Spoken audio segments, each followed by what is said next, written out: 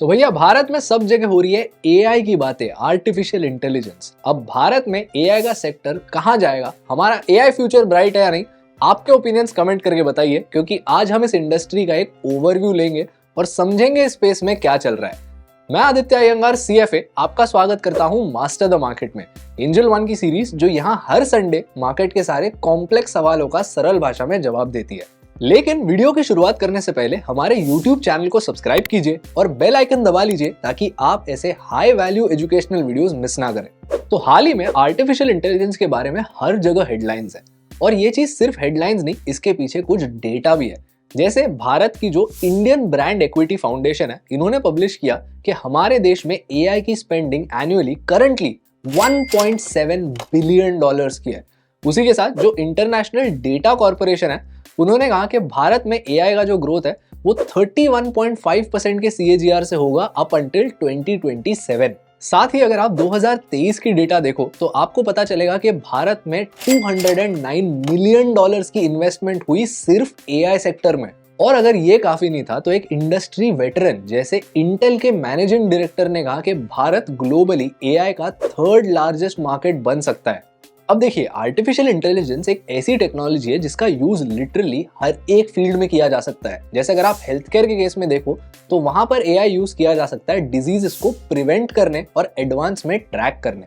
अगर आप clinical trials के केस में देखोगे, ड्रग टेस्टिंग के केस में देखोगे, तो एआई जो है वो रिजल्ट्स की एक्यूरेसी को इंप्रूव करने यूज किया जा सकता है। सिमिलरली डिफेंस के स्पेस में एआई रिकॉनेसेंस ऑपरेशंस में यूज किया जाता है। अगर आप किसी कंज्यूमर फेसिंग बिजनेस को देखो तो वहां पर कंज्यूमर्स के स्पेंडिंग पैटर्न्स को, उनके बिहेवियर्स को एनालाइज करने, ट्रैक करने एआई का यूज किया जा सकता है। The possibilities are endless. और अब ऐसी नई टेक्नोलॉजी का पोटेंशियल देखकर 2021 में जो सारे फॉरेन जायंट्स थे जैसे एप्पल, माइक्रोसॉफ्ट, मेटा और गूगल, इन्होंने कंबाइंड एआई की इंडस्ट्री में $3 बिलियन इन्वेस्ट किए। और इसी के साथ अगर आप भारत की कुछ कंपनीज के पास देखो तो वहां पर भी एआई के फील्ड में एफर्ट्स काफी तेजी से बढ़ रहे हैं। जैसे भारत के पुणे बेस्ड जेंसार टेक्नोलॉजीज ने तो अपने कंपनी के कोर फोकस में ही एआई को इनकॉर्पोरेट किया।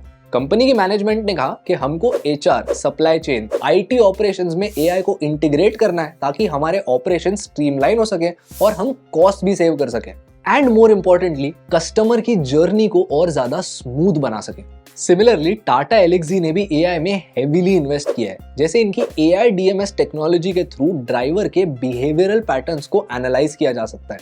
साथ ही इनका एक मॉडल है जिसका नाम है टेसा, जो आपको रियल टाइम में ड्राइविंग सिनेरियोस और एक्सीडेंट्स को सिमुलेट करने हेल्प करता है ताकि सेफ्टी इंप्रूव की जा सके। और इसी के साथ साइमेंटेक्स नाम का एक वॉइस बेस्ड एआई सॉल्यूशन, जहां पर लोग एक एआई के साथ ह्यूमन लाइक कॉन्वर्सेशंस कर सकते हैं। और ये तो बात रही सिर्फ 2 कंपनीज की। भारत के आईटी सेक्टर में कितनी सारी कंपनीज है जैसे Bosch, Apple, persistent systems, happiest minds, Coforge and so many more जो एआई में हेवीली इन्वेस्ट कर रही है। लेकिन अब तक हमने देखे इस इंडस्ट्री के पॉजिटिव्स, अब चलिए रिस्क को भी ब्रेक डाउन करते हैं।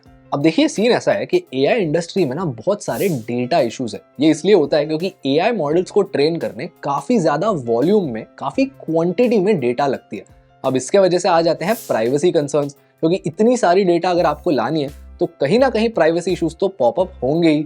और इसी की वजह से आ जाती है पॉलिसी रिस्क, यानी अगर कल को गवर्नमेंट्स एआई मॉडल्स को रेगुलेट करने, एआई के प्राइवेसी नॉर्म्स पे नए लॉस बनाती है तो कंपनीज के कंप्लायंस कॉस्ट बढ़ जाते हैं। सेकेंडली, एआई के फील्ड में हायर करना काफी ज्यादा डिफिकल्ट होता है। ये मेनली इसलिए क्योंकि एआई काफी नई इंडस्ट्री है, एंड सेकेंडली एआई मॉडल्स को ट्रेन करने एक्सट्रीमली स्पेशलाइज्ड और टैलेंटेड इंडिविजुअल्स लगते हैं।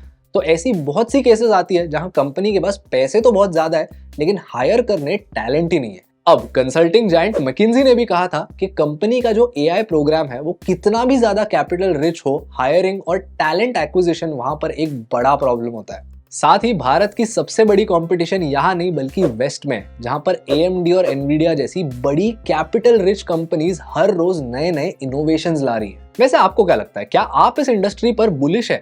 एंड मोर इम्पोर्टेंटली, आपने भारत के किस एआई बेस्ड स्टॉक्स में इन्वेस्ट किया है? कमेंट करके बताइए। और अगर आपको इस वीडियो से कुछ नया और इंटरेस्टिंग सीखने मिला तो हमारे YouTube चैनल को सब्सक्राइब कीजिए, बेल आइकन दबा लीजिए ताकि आप ऐसे high value educational videos miss ना करें। मैं आपको मिलूंगा अगले संडे, तब तक के लिए keep learning and keep improving.